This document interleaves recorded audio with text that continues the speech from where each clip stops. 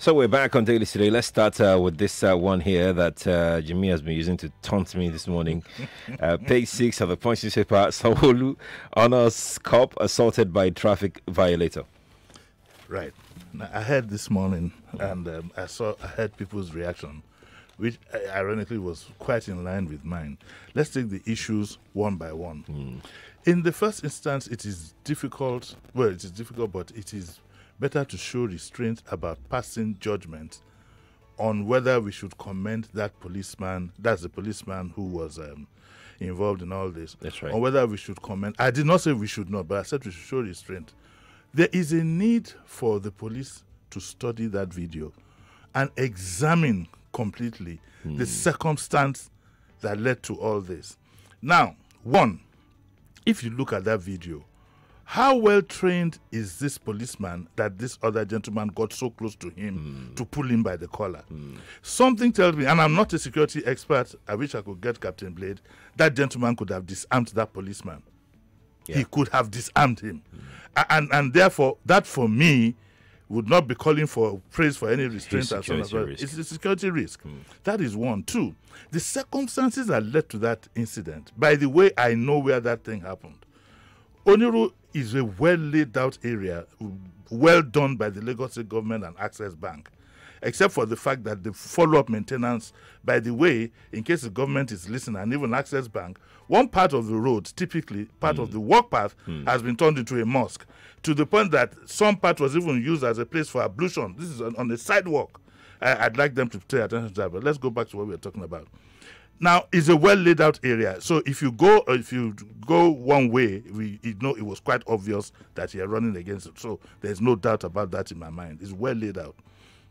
But the question is, something kept reoccurring. The guy, someone at the back of the ground kept saying that with all the money that the bribe or the money that you were asking for, which means... That's the other guy. Basically. Yes, the other guy. Which means, was it possible that it was the anger of the bribe that led to this and also led to the guy's submission, knowing that he was being filmed? So before we go on accolades, I must say that, I must admit that the guy in showing some restraint, I don't know whether he was overwhelmed or he was doing the right thing. That needs to be established. Okay, so in that case, it is difficult to pass judgment just at face value. And in any case, it's an ongoing case. As far as the governor's case is concerned, this is another example of why I say that the Lagos State government, the governor's office, indeed the governor, must show restraint. The governor's image handlers are going to get him into trouble. They begin to sell the governor as somebody who jumps at the sight of a camera and believes that governance is show business. It is not. Now, somebody has been arrested for a traffic offense. You have a video that shows what happened. Now, question number one is, if an arrest has taken place, it means the event is not completed until the end of the trial, because you don't know what is going to surface on the trial. This kind of exercise should not have taken place. It shouldn't even have taken place at all anyway. It is an administrative thing. The best that could happen after police investigation, after the trial, justice, whatever, is for the police to commend him. This idea of rushing him in front of the governor, giving him a plaque and so on, is the usual overkill that we're used to with this government.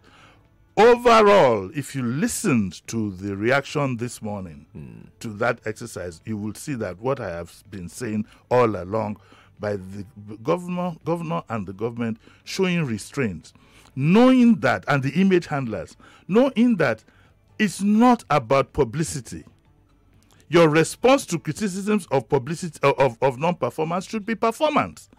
Not like, as the former deputy governor says, on the pages of the newspaper. I'm so worried. A lot of people believe that, this man has a beef. I don't have a personal beef against this gentleman. I campaigned vigorously for him, I must admit that, and I didn't hide that. Okay? But when things go wrong, we must tell ourselves the home truth. The governor reads a total repackaging. It should be about performance, and it's about performance of the simple things. Traffic, environment, simple things. It's not about being a 200-bed something somewhere. No, it's not about all these fancy things, which is part of what was Ambade's problem in the last government. hyperventilating over the very simple things. For example, the Oshodi bus station or whatever. Nobody does that kind of thing in a developing country. Look at what was built by Fashola at Obalende, simple and functional. Okay, so we need to get down to the brass tacks and let's educate ourselves, without any acrimony, to say that this is not the way. Don't keep jumping at things. You are honoring a guy. The trial has not even taken place. You don't know what's going to come up. And like Sheriff said this morning, it's something that could have been done at the administrative level. Overall, please, let's move on to things that that are going to fill our bellies, because there's hunger in the land as there's insecurity. Indeed. Let's go to this editorial. You are not going to say anything? No, not me. No. No. My position is clear, actually, and I made it very clear, this morning that it is not really about, what the governor did. I think we are distracting from the crux of the entire issue there. My own position is what the police officer did. Yes, but whether it's commendable or not. No, we need to examine it carefully, and we are going to need some security analysis to say how could a man how did he get so close to this policeman that he was able to rough him up? And there were other police officers there. There were other police officers there. So what went wrong that it got so close that you were able to pull a policeman by the collar? It was jumping and pushing. And pushing. And the others were there. That for me is a security lapse. He could have disarmed that man. Yeah, yes, you're right. He could have disarmed him. You're right. So rather, what happens if he gets hold of the gun? If he disarmed him, we'll be talking about another story now. In fact, you do not even know if that situation was set up. Okay, that's why a security man has to be, But when you kept hearing upon all the money, upon all the bribe, upon all this, then you know that something has gone wrong somewhere. Maybe if a proper security investigation is done, that policeman should be indicted. It couldn't. Maybe it's not even about maybe it's not even about that same patrol. The money that the other guys were talking about. Maybe it's about what they had gone through in the hands of other police officers. Part of all this is also caused by our elites, who have made it clear to us that some people, whether you like it or not, are above the law. Somebody kept on saying, you will lose your job. That's the other guy that is saying that you will lose your job. I'm sure is one of the two boys. Yes, he believes he's the son of a privileged person. Yeah. That's why he'll be saying, you will lose your job. The governor and the attorney general need to step in to make sure that the appropriate punishment is meted out to these guys. And there should be no soft landing for anybody. But overall, let's all be cautious. Governor, please be cautious about these things before you rush to give medals. I agree. I totally agree. Now that should have been done behind the curtain, maybe the CP or something. It should have been, it should have been done after proper investigation and prosecution, if at all. Let's go to let's stay with the Punch editorial in the Punch. Why Pantami must resign or be sacked. Initially this morning, when I heard this, because I heard I listened to I felt what's the whole fuss about. But on reading this editorial, I don't even think it's Pantami that should just resign. I'm sorry to say, whoever appointed him minister and whoever screened him should be held responsible. What is the essence of, which is the argument that the Punch puts up here? What is the essence of screening? So what is the case against Pantami? Let me quickly read that. The Punch says that the case against him, which has let me read it from here. The minister is under fire for vociferously espousing the violent jihadist narrative of Al-Qaeda and the Taliban before he was appointed minister. And the Punch says the allegations are weighty. The case against Pantami, which has gone viral on social media, is dangerously earth-shaking. Initially, the minister, who until his appointment in 2019 was the Director General of the National Information Technology Development Agency, denied the obvious. But when he was confronted with his preaching in the 2000s on social media, he backtracked and claimed immaturity. That's what he said. And that says that Pantami's case is catching up with him. Although he claims that he has repented of his Salafist ideology, his violent preaching of those days is damagingly thrilling. You can read the Punch to read the rest of what is what is being said here.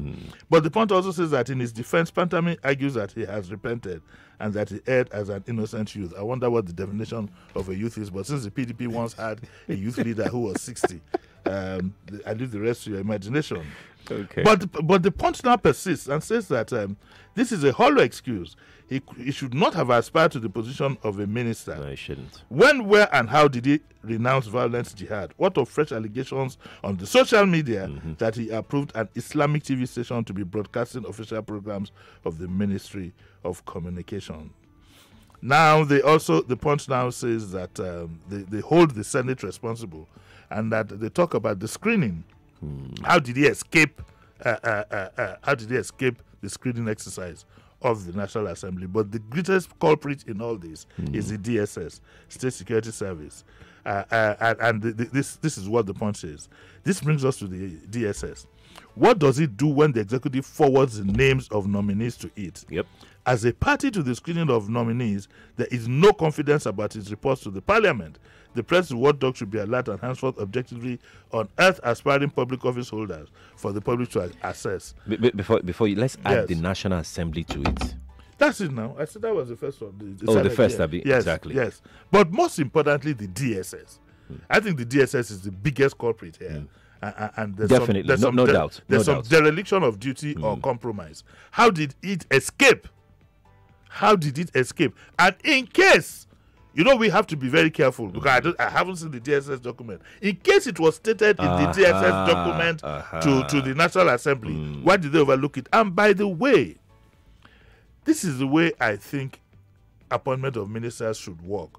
The president gathers all names. I think the first thing the president should do, or a president should do, as soon as you've made up your minds, these are the people who are going to be my ministers, is you send them privately under cover to not just the DSS, to the other security agencies to help you go through it with a fine-tooth comb to make sure that these 36 people who are going to work, because most of them you might not even know personally.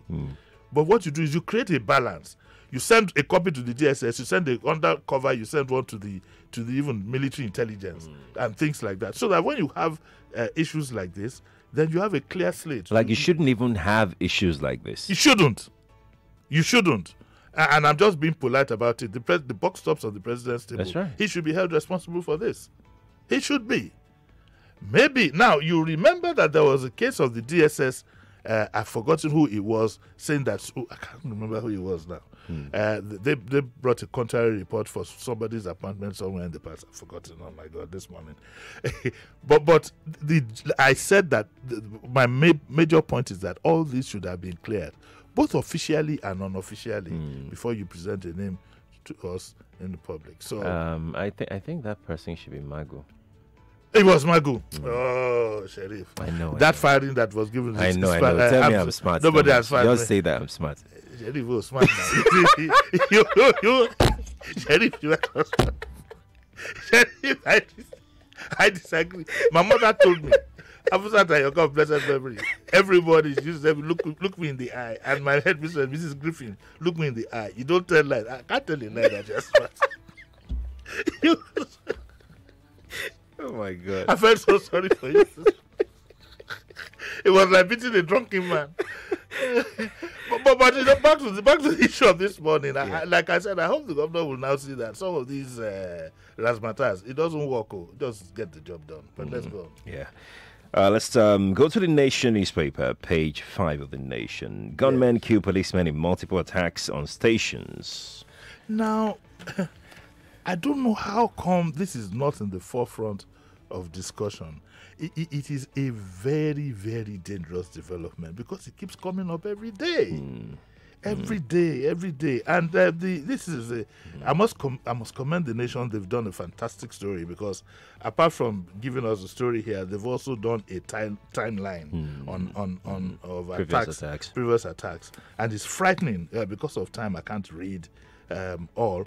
But it's frightening. When I look at the list, 1, 2, 3, close to about 30 attacks this year alone, and several police officers being killed. Why the story is doused up to some point, I can't understand. But I think we need to place very great attention on this. I've talked about it on my show, and you needed to have heard the reaction. You will not believe the reaction. I think I heard it. It was sometime. I was like, so. it was like Sheriff against the world. Like, okay, yeah. I had it. I had it. That was the day you had somebody calling with the speak to radio. So for now, we didn't even hear. Exactly. I heard it, but it's very frightening. I tell you why. These people need to understand why. So somebody had commented in the social media that Jimmy this always raises an alarm. Of course, I raise an alarm. The Civil War started like this. Believe you me. There was no social media. There was not just a little report in the Daily Times and a few other papers, maybe Daily Express or so. I tell you, it started by police action. Because what you are having here, these are well-planned, well-articulated attacks on police. Well planned. Well planned. In fact, let me read something here that should frighten you, Sheriff.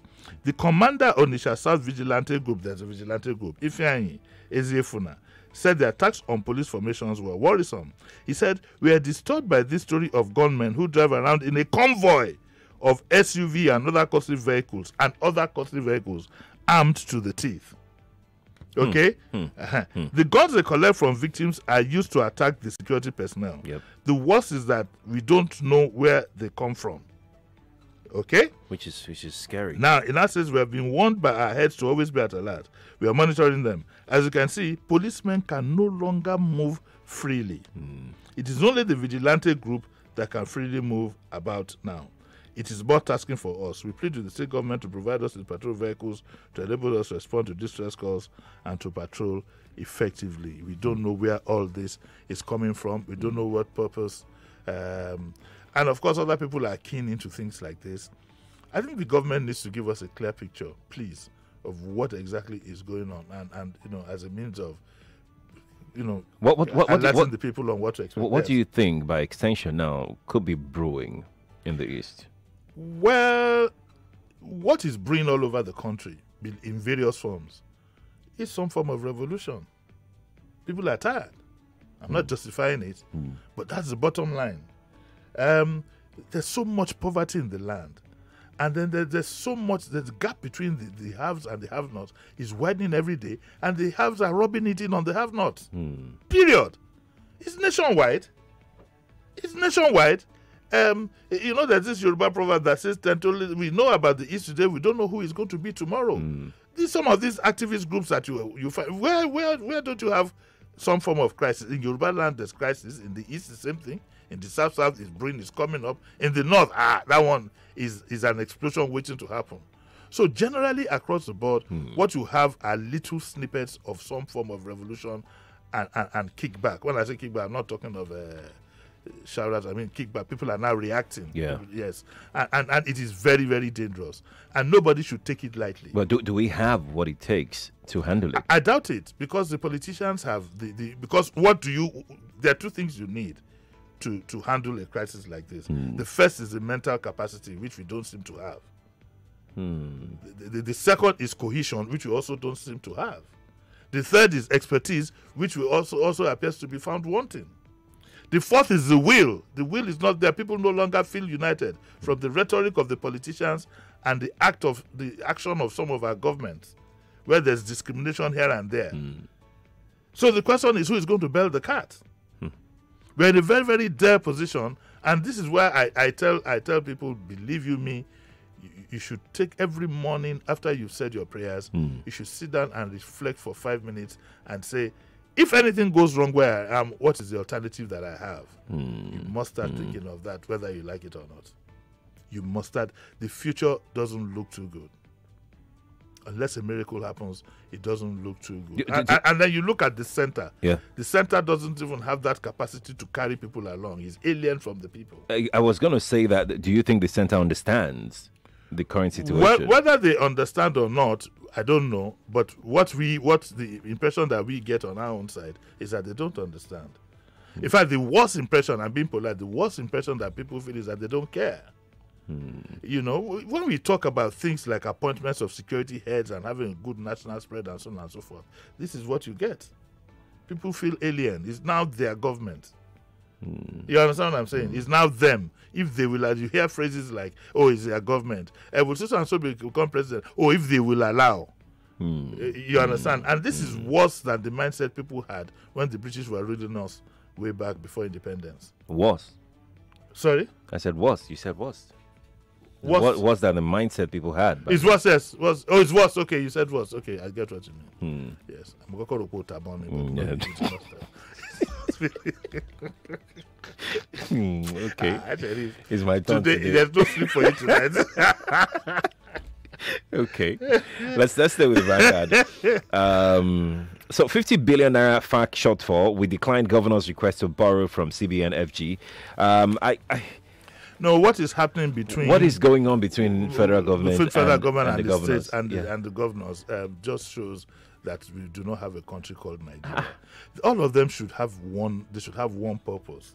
If they put Nigeria ahead of them instead of their political... Why are they seeing this as back and forth, as if us against them? Says this, Emefiele says that, and everybody is dancing around. But the truth is, because I'm not an economist, anything that I don't understand, I don't talk about authoritatively. What I do know is that we're in a very bad position financially, economically. We're in a very, very bad position. And the only thing that can help us, amongst all other things, the major thing that can help us, is carrying the people along by telling them the truth. Yeah. By telling them the truth, let us know where exactly we are on the economic front.